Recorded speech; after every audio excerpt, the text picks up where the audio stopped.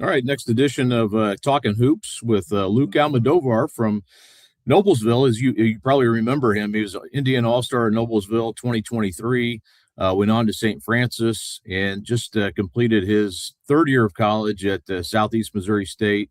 And you may have seen his highlights on ESPN. He made it a few times with some crazy dunks and some good games. But Luke, just I know your journey's been interesting, and I wanted to ask you about that. But as you sit here today, I know you're in the portal season has kind of kicked up a little bit. What of these? I know the portal hasn't officially opened till the 7th of April, but what is this like for you now as you get into the portal stuff? Yeah, man, it's crazy. You know how it is. You know how the NIL space is nowadays. I mean, first of all, I just wanted to first publicly thank SEMO for everything they did for me. I wouldn't be in this situation without them. I wouldn't be having these opportunities I have to go experience the business side of the way things are nowadays. Um, but the opportunities are going to be crazy. I mean, the way it is nowadays, there's just too much opportunity to not take this opportunity, if you know what I mean. I'm a junior, so I might get a fifth year from my NAI stuff, but I don't know that. So I don't know that for sure. So I kind of have to play this like it's my senior year. Technically, it is my senior year. Um, so knowing that, it's hard. I mean, I Mhm. wanted to stay at St. Francis. I wanted to stay with Coach Lacrosse and stay with those people. And I just had to make a choice. I had to go play D1, right? That was just a choice I had to make. And this is the same situation. Sorry, I apologize for that. I would stay at SEMO if I could, but the opportunity is just too good.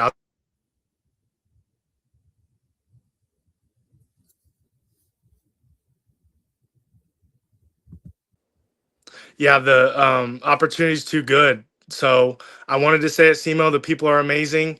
So um, it's just a grown man decision I have to make. And I made the decision and talked to coach about it, and he was amazing. He's an amazing person, Coach Brad Korn.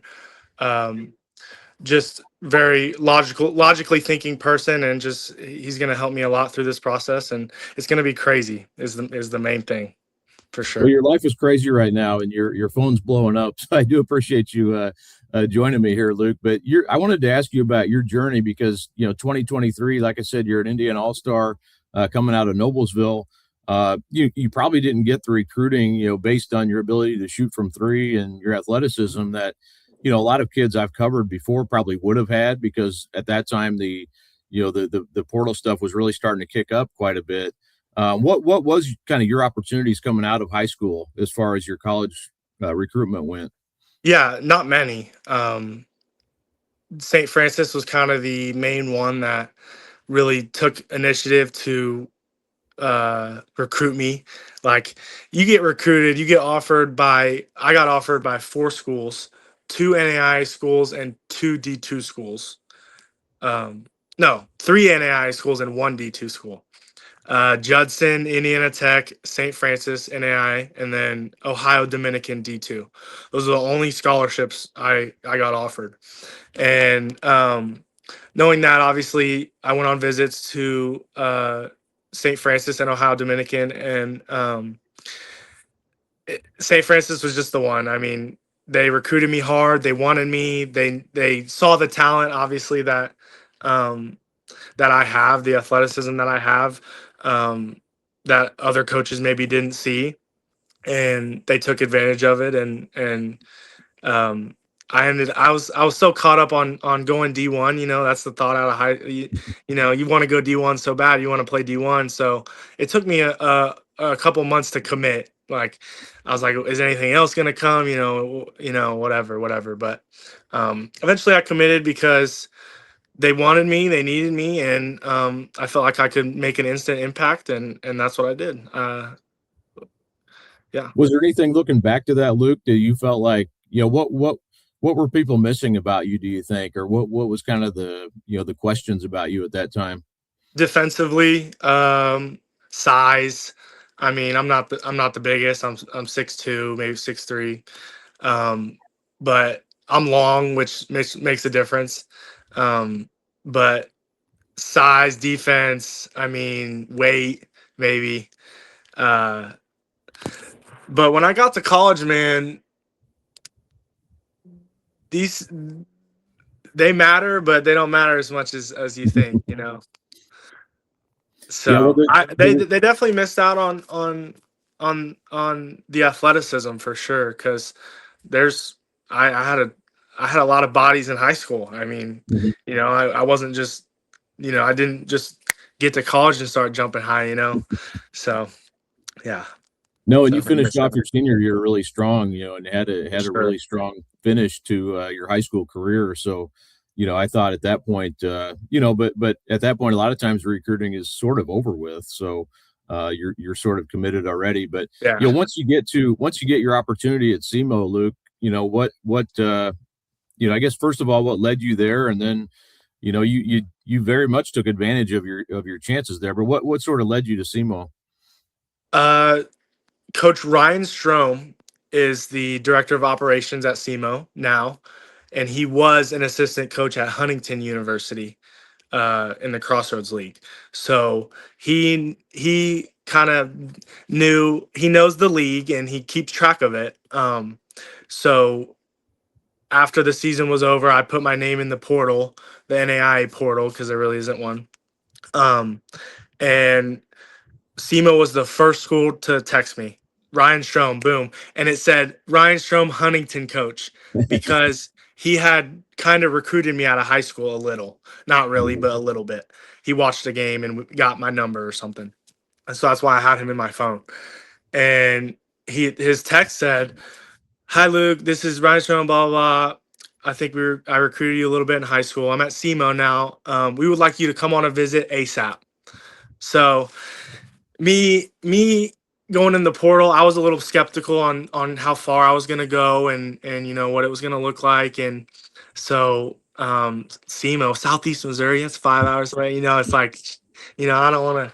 So I ended up going on the visit and I committed that Saturday because of the culture, the people, the coaches, the winning, the just the whole program really drew me in. And they needed me too, which is another thing in recruiting that you have to kind of look for as a player.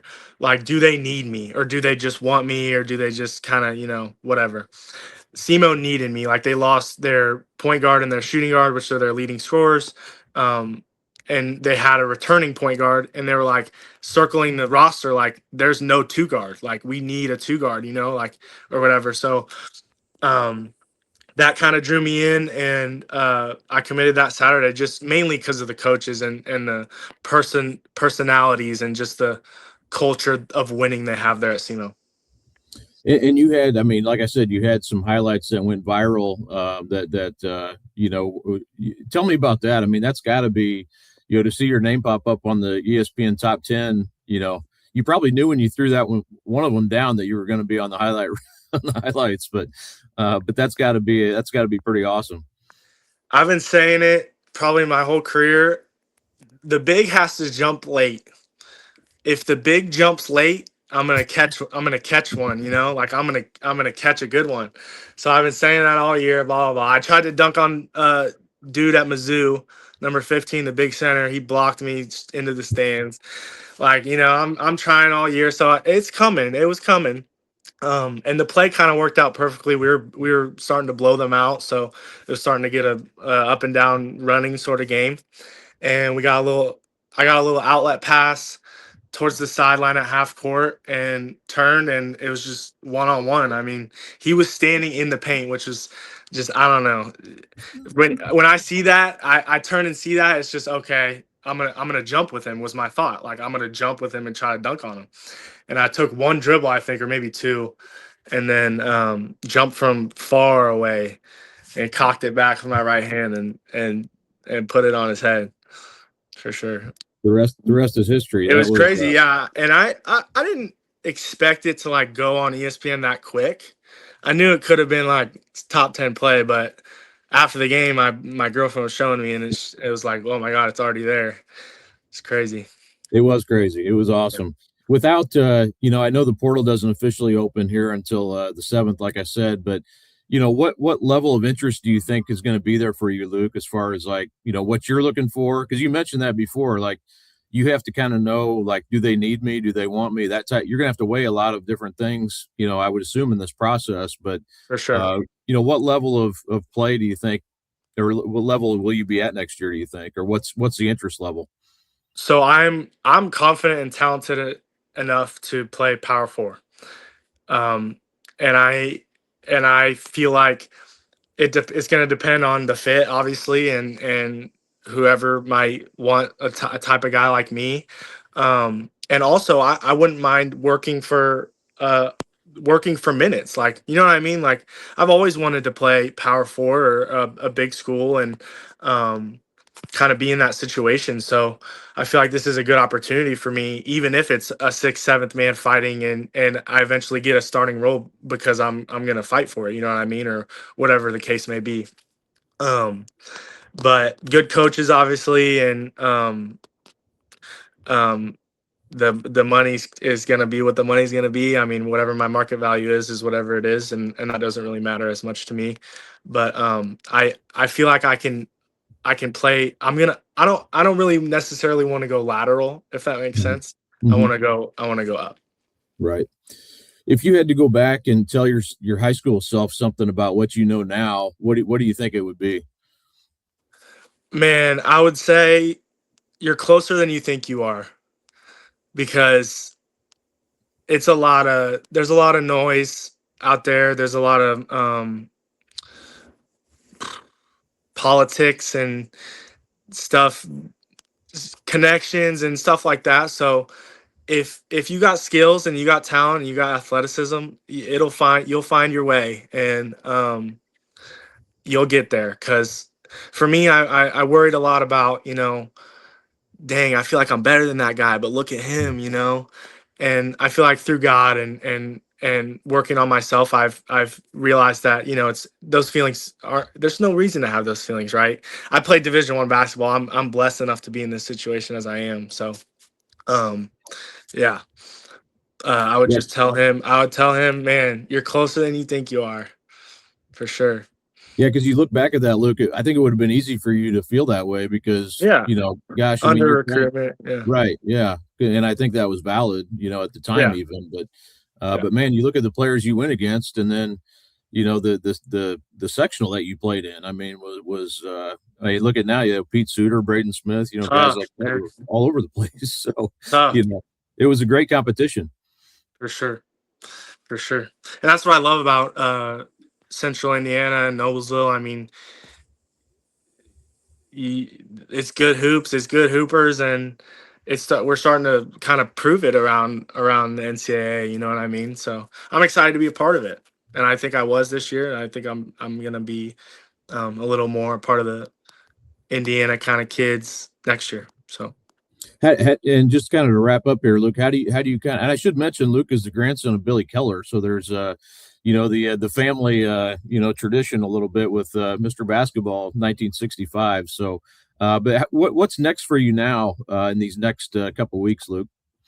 so in the semifinals of the OVC tournament against Morehead State, I broke my pinky.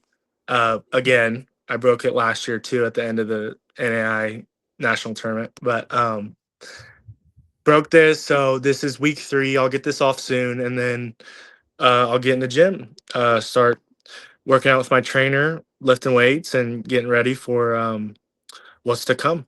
What the summer ahead with whatever school I end up going with. Do you think it'll be a relatively quick commitment, or what's that process look like? So I'm not sure because I'm new to this too. Like Mhm. I never had an agent. This is all new stuff for me. So I'm kind of naive to the whole thing too. So the timeline is completely not. I don't have a timeline right now, but I think soon when the portal opens, things will pick up, and I'll start to get kind of more of an idea of what's going to go on there. Awesome. Well, I Yeah. appreciate you doing it. So you're headed back. You got to go back to Cape for a little Yeah. while. So Yeah. I'm just gonna go move out. I'm in Noblesville right now, so I'm gonna go get the rest of my stuff and kind of finish moving out, and then I'll be home for until I go. Awesome. Well, Luke Almodovar again, SEMO. This past year, he played at St. Francis for 2 years before that, and then obviously graduated from Noblesville in 2023. But best of luck to you, Luke. I appreciate you doing this and joining me and talking hoops with me. Of course, I appreciate it. Appreciate you having me on and following me since I was a youngin. So I appreciate it. Absolutely. Thanks so much, Luke. All right, we'll see you. Appreciate it. Take care. Bye. Well, thanks so much to Luke for joining me on here. That's kind of gives you some insight into to his trajectory from high school into college. You know how things worked at St. Francis to get him to SEMO, and then maybe what happens from here. I definitely think he's a guy who can play at the Power 4 level. You know, like he said, you know, you're trying to find a place where you can go and play. You know, as his eligibility situation is right now, he's going off a 1-year situation, so you're trying to get in the best place possible to make an immediate impact. But I thought he really, you know, kind of presented, you know, an interesting sort of insight into the portal world and kind of how his whole transition has been from high school to smaller college to mid-major to now hopefully high major for him. But he's always a guy that, man, I saw him play even before he was like a major varsity player. Like his athleticism was just incredible. You know, he's a guy who can jump out of the gym, and then the way he can shoot 3-pointers too. You know, that really kind of changed, you know, what he's able to do at this level now. And now that he's grown and, you know, become a better defensive player, I think that was, like he mentioned, that was kind of the question about him, is what he would be defensively. And he's, you know, he's really had a good trajectory of his career. So thanks again to Luke for joining me. I wanted to touch on the junior all-stars are out now. You've probably seen those by now. I thought, you know, the core group, Harper Baker Lands of Plainfield, Jason Gardner Jr. of Fishers, Isaiah Hill of Pike, Jahari Miller of Pike, Max Weiss of Mount Vernon, and Cooper Zachary from Fishers. The red group, Devin Bolden of Cardinal Ritter, Duncan Combs of Bloomington South, Derek Cross Jr., Bloomington North, Jake Grissom, Guerin Catholic, Brandon Hunter, Silver Creek, Tyler Wren, Terre Haute North. And then the blue group, Brody Baker of Harrison, Cash Daniels from Carmel, Elijah King, South Bend St. Joe, DeCorey Parker, South Bend Riley, Austin Slaybaugh, Westview, and Mac Welker of Homestead. And those groups, the red group, which is the Bolden, Combs, Cross, Grissom, Hunter, Wren group, they will play with the core group, and that game will be at Charlestown on May 31st. That's the Sunday where the juniors play the Kentucky juniors, the girls boys doubleheader.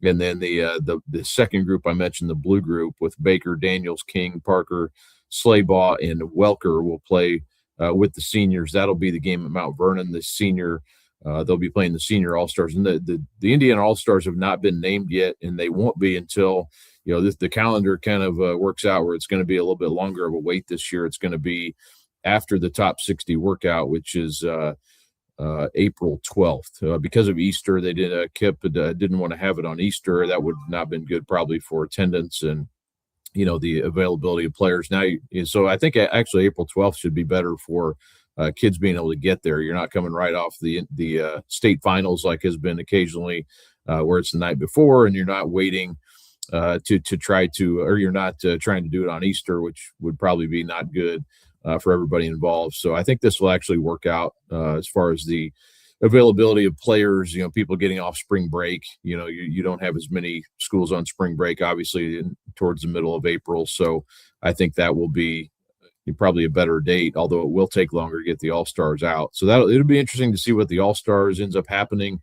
You know, there's been some, as there is every year, you know, complaints about the process, complaints about, you know, geography, you know, why isn't this area well represented as it should be, or, you know, by the, you know, I saw someone had the exact percentage of players who come from a certain area, and it's, you know, and I get it, you know, you can, you know, I work for the Indianapolis Star, so I cover mostly Indianapolis, although we try to cover everywhere and represent. I think we've done a good job of that over the years, or maybe not. You can have your own opinion about that, but But yeah, I mean, it's you can't pick a 12-player team based totally off the percentage of where players come from. I mean, you can see them, and Mike Broughton will choose the team along with the coaches who are in charge of the team this year. So it's a combination of those people, and I know they're trying to get the best 12 or 13 players they can to beat the Kentucky All-Stars. And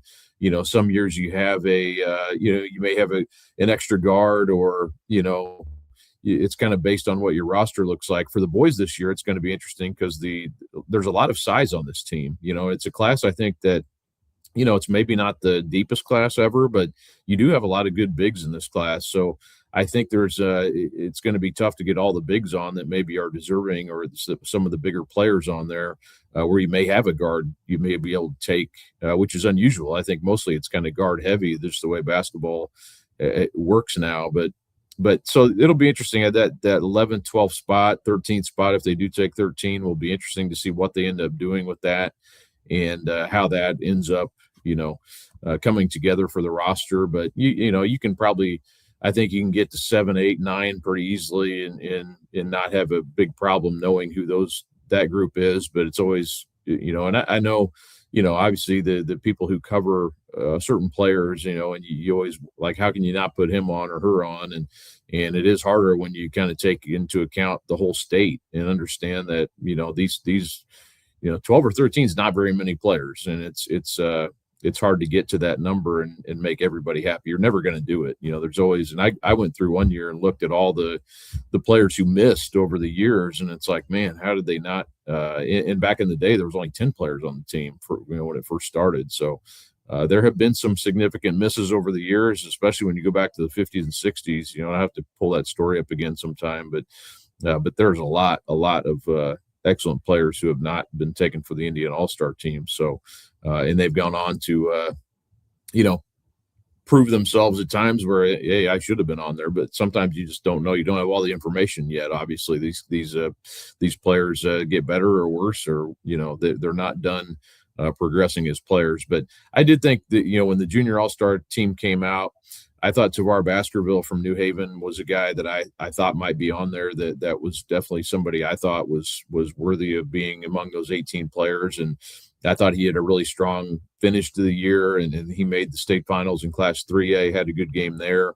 So he was one but there was, when you get to 18, I don't think there's as many misses or flat out misses. I thought Kenneth Lampley from Pike was another one. I think he's definitely among the 18 best players in the class. But on this Junior All-Star team, you already have 2 Pike players with Jahari Miller and Isaiah Hill. So I kind of get that. Do you take 3 from one team? That might be hard to do. But I thought and especially the way he finished the year, I thought maybe he deserved a look there. But there's some other players too, I think, that are. I'm always high on Luke Vandegrift from Westfield, but I understand he may not have had the numbers that are required to get on this team. So, I get it. But yeah, I thought overall, I think this should be the 2027 class is a pretty good class, and the interesting part of this too is how many of these juniors will be back next year. We're kind of in the portal era now, and a lot of prep school opportunities are out there, and there always is. That's not anything necessarily different, but it does feel like it's an interesting time to see what happens here in the next few months, to see who comes back and who doesn't, and who and I think usually what happens is more come back than what people are maybe thinking, and some of the rumors that you hear end up not coming true. So in my case, I always say, like, I'm biased because I work here in Indianapolis and Indiana, and I want to see players stay at home, and I think that's it's borne out. Where players like Braylon Smith, look what he's doing now. He didn't go to prep school, and is he any worse off than he would have been? I don't know. It's a rhetorical question, but there have been players who stayed here. Braden Smith, I think, had a decent career at Purdue without going to prep school. But I do get it. I mean, there's good opportunities. I covered the Chipotle Nationals Thursday night, and it's a high level of basketball, and those players, it feels like it's a college game. The size and the guard play, it's outstanding. I mean, it is very, very good. So if you're able to play at that level and play with those type of teams, I can understand, the draw to playing at that level too. So again, like I think every situation is different, and it's an individual decision, obviously, but and also the transfer portal and at the college level really starting to pick up steam. The April 7th is actually when it actually opens. That day is the day when you can actually be in the portal. But right now a lot of news about players who intend to go into the portal and who will be in that 15-day window, making their you don't have to decide necessarily, but you go into the 15-day window there. That's when you go into the portal. And of course we talked to Luke, but a lot of others, even Sean Arnold from Ben Davis. He was at UIndy. He already committed to Tennessee Tech. So he's going D2 to D1. We saw Max Boer from Greenwood Christian. He is also moving up from Quincy D2 to Eastern Michigan D1 level. So those two have already committed. But to go through, man, there's a lot, and there will be more. Yesterday was a big day. Flory Badunga, the 2024 Mr. Basketball from Kokomo, he's in the portal, and also looking at NBA opportunities, according to Pete Thamel, who reported that on Thursday night. You had Jalen Harrelson, who I covered when he was at Fishers, and then he went to La Lumiere. He's in the portal from Notre Dame, so I would think a lot of colleges would be in on him. After his freshman year, he was honorable mention All ACC, over 16 points a game. So I think he'll get a lot. I think Trey Singleton, who kind of surprisingly, I'd heard that he was probably going to stay there, at Northwestern, and ends up putting his name into the portal. So, heard some interesting things about, his possibilities, so I think he'll be, I've always been high on Trey's ability, and I think that'll be, a big time get for somebody. And also his high school teammate, Michael Cooper, I think he's in line, and I've again always thought highly of him too. And I thought Wright State got a great one there, and they definitely did with Cooper. But he'll be in the portal, and I think definitely will be going to a Power 4 level here in the next month or so. So, but yeah, so a lot of you can go down. I've been updating the portal, probably do a different story on that to kind of keep it updated. Jackson Bell from North Central, he had a good year last year at Army. He's in there. So those are some of the more latest ones. Micah Davis from Franklin, that was at UIndy, had a nice year. So there's a lot of names in there. So the Butler guys, Evan Haywood. You had McGuire Mitchell from Zionsville. So Sam Orm, I think he'll be a big time recruit for somebody. 6'9", can really shoot it from Carmel. He had a really good year at Belmont. Stink Robinson, of course, from Butler as well. He's in the portal, and I think he'll be very highly sought also. So there's a lot in there. There's more to come. KJ Wyndham, of course, from Northwestern as well, from Ben Davis. He didn't, had kind of have a little bit of a strange year. He didn't play a ton this year in his second year, definitely less than last year as a freshman. So, but he will be going somewhere as well. And I think we'll have some suitors also. So, but thanks so much, especially to Luke for joining me here and, kind of talking about his journey a little bit on Talkin Hoops. But we'll have more next week. We get into the portal a little bit more, hoping to do more of these, talking to some players that I've covered over the years and even into the off season, talking to some players that, maybe from years past and just kind of catching up a little bit. So again, thanks for joining me here. Final Four, of course, this weekend. And there's other things going on that are around the Final, like the Chipotle Nationals. And, the USA junior workouts are going on. So there's a lot of basketball going on right now around the Indianapolis area. So it's a fun time to be here. UConn has the local ties, but so do Michigan and Illinois, obviously local, Big Ten teams, and Dusty May from Indiana, and Jake Davis, of course, too. And Ben Hummerkaus as well from Tipton. So a lot of local ties, even though we don't have any in-state teams there to write about. So a lot of fun stuff happening. But thanks for joining me here on Talkin Hoops. And again, thanks to Luke for coming on here, and we will talk to you next time.